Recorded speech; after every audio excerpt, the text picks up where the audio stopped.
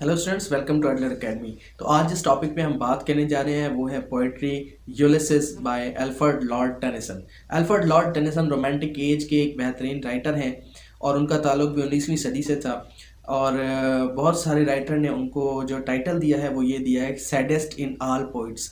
Saddest in all poets because उनकी जो भी पोइट्रीज़ हैं वो तकरीबन आपको एक सीरियस मूड बताती हैं, एक सीरियस कहानी बताती हैं।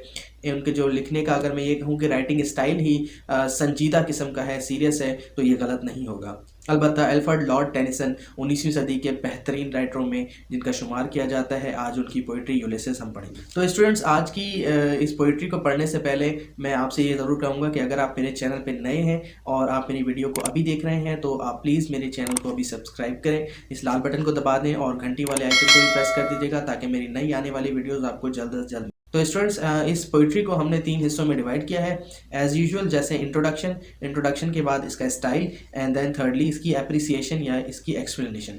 तो पहले इंट्रोडक्शन में मैंने आपको बताया कि अल्फ्रेड लॉर्ड टेनिसन जो थे वो 19वीं सदी के एक बेहतरीन राइटर थे और इसी के साथ उनको एक टाइटल भी मिला था जो सैडेस्ट इन ऑल पोइट्स। और उनका ताल्लुक क्योंकि 19वीं सदी से था और 19वीं सदी का मैं आपको बताता चलूं, सदी में इंग्लैंड में, जैसा कि आपको पता है, चार्ल्स डार्विन ने एक थ्योरी दी थी, थ्योरी ऑफ एवोल्यूशन, ज़िंदगी बकाए हयात की थ्योरी दी थी कि इंसान जो है वो चैंपेंजीज से जो है वो एवोल्यूट होकर इंसान बने हैं। उनके आबाओ व अजदाद जो थे वो चैंपेंजीज थे। तो इस थ्योरी ने जो मजहबी लोग थे उनकी तारीखों को, उनके बुनियादों को हिलाकर रख दिया था, क्योंकि लोग शुरू से यही समझते आए थे क्रिश्चियन के, और वाकई इसी तरह है कि हम आदम की औलाद हैं और खुद आदम जो है वो खुदा ने यानी अल्लाह पाक ने बनाया था। और एकदम से चार्ल्स डार्विन ने आगे ये थ्योरी दे दी कि इंसान जो है वो चैंपेंजीज के ज़रिए जो है वो इंसान बने हैं, एवोल्यूट हुए हैं, उनसे सीखे हैं, बने हैं। तो स्टूडेंट्स, इस दौर में अल्फ्रेड लॉर्ड टेनिसन ने जो राइटिंग की वो एक काबिल ज़िक्र शायरियों में से एक है और उनकी ये शायरी यूलिसिस जो हमें बताती है एक ऐसे ग्रीक हीरो के बारे में जिसकी पूरी ज़िंदगी लड़ाई और जंग में गुजरी।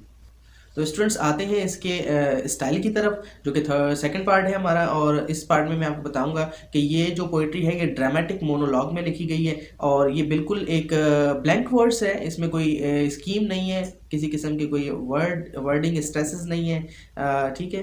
तो इसको आप बहुत इजीली पढ़ सकते हैं, विद सिंपल वर्ड्स में इसका है और कोई भी डिफ़िकल्ट वर्ड नहीं है सिवाय कुछ एक चांस वोकैब्स के।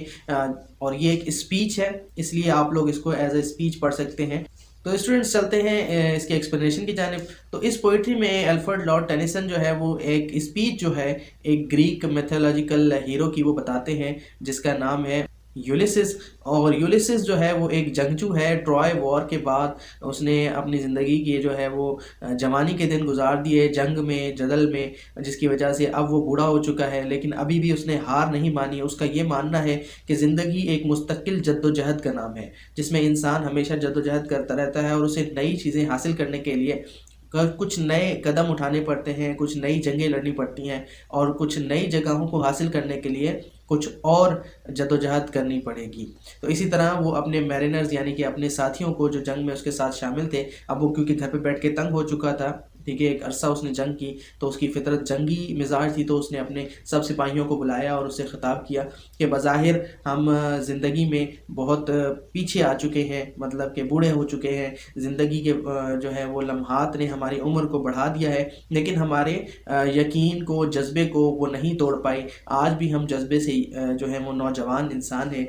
बेशक हम इतने मजबूत नहीं जितनी हमारी आने वाली आगे की जो मुश्किलात है, लेकिन फिर भी हम अपने जज्बे और हिम्मत से उसका सामना करेंगे और मुझे यकीन है कि हम ज़रूर कुछ नई जगहों का पता लगा लेंगे, कुछ नए समुद्रों का पता लगा लेंगे और दुनिया के कुछ ऐसे हिस्सों पर फतह हासिल कर लेंगे जहाँ पे आज तक हम नहीं गए या जहाँ पर आज तक हमने उस ज़मीन को नहीं देखा। तो स्टूडेंट्स, इस मोटिवेशनल पोइट्री में जो कि एक स्पीच है, ठीक है, वो हमें बताता है कि हमें ज़िंदगी में कभी भी रुक कर बैठ जाना नहीं चाहिए, चाहे हम कितने ही बड़े मकाम पर क्यों ना हो, हमें हमेशा मेहनत और मुशक्क़त करते रहना चाहिए ताकि हम किसी आला से आला मकाम पर पहुंच सकें। Every and is the beginning of a new thing. तो हमेशा ये चीज़ याद रखें कि हर इख्तिताम के बाद एक नई शुरुआत होती है, हर मौत के बाद ज़िंदगी है। बस अगर मेरी ये वीडियो आपको पसंद आई हो तो ज़रूर इसको शेयर करें, लाइक करें और चैनल को सब्सक्राइब कर दें ताकि मेरी नेक्स्ट आने वाली वीडियोस जल्द से जल्द आपको मिल सके। Have a good day, blessed day, Allah हाफिज़।